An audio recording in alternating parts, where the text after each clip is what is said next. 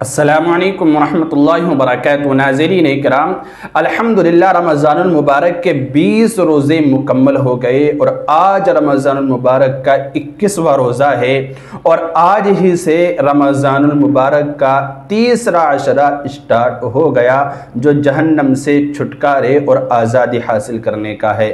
یہ عشرہ بہت ہی قیمتی ہے، بہت ہی فضیلت والا ہے۔ اس عشرے کی جو طاق راتیں ہوتی ہیں 21ویں شب، 23ویں شب، 25ویں شب، 27ویں شب اور 29ویں شب، یہ بہت ہی فضیلت والی راتیں ہیں۔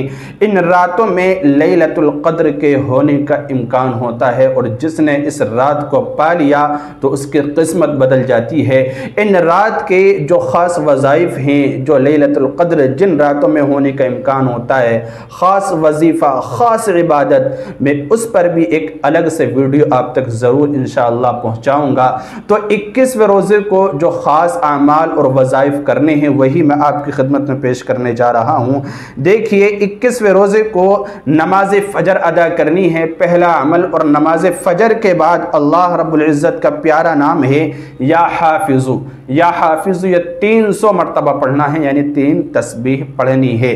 اسی طرح دوسرا عمل نماز ظہر ادا کرنی ہے اور ظہر کی نماز کے بعد اللہ کا پیارا نام یا ناصرو 300 مرتبہ پڑھنا ہے۔ یا ناصرو، یا ناصرو، ظہر کی نماز سے فارغ ہونے کے بعد آپ پڑھیں۔ اور تیسرا عمل ہے نماز عصر ادا کرنی ہے اور نماز عصر کے بعد اللہ رب العزت کا پیارا نام یا باسطو، یہ بھی 300 مرتبہ پڑھنا ہے۔ 300 مرتبہ یا باسطو پڑھیں۔ یہ تیسرا عمل ہے 21ویں روزے کا۔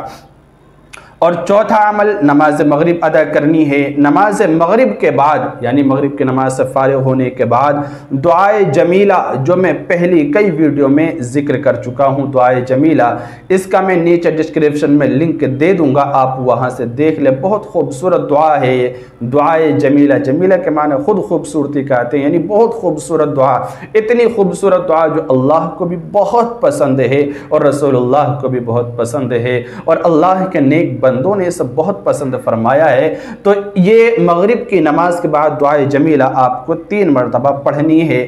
میں نیچے لنک دے رہا ہوں، کلک کر کے آپ دیکھ لیں، اور آگے تقریباً آدھی ویڈیو سے وہ دعائے جمیلہ میں نے ذکر کی ہے، تو آپ اس کو دیکھ لیں اور اسی طرح سے دیکھ کر پڑھ لیں یا اسکرین شاٹ لے لیں اور آپ اس میں دیکھ کر آپ پڑھ سکتے ہیں۔ اسی طرح اگلا عمل ہے نماز عشاء پڑھنی ہے اور نماز عشاء کے بعد جو آپ کو آخری عمل کرنا ہے وہ ہے سورہ طلاق کی آیت نمبر 3 25 مرتبہ پڑھنی ہے۔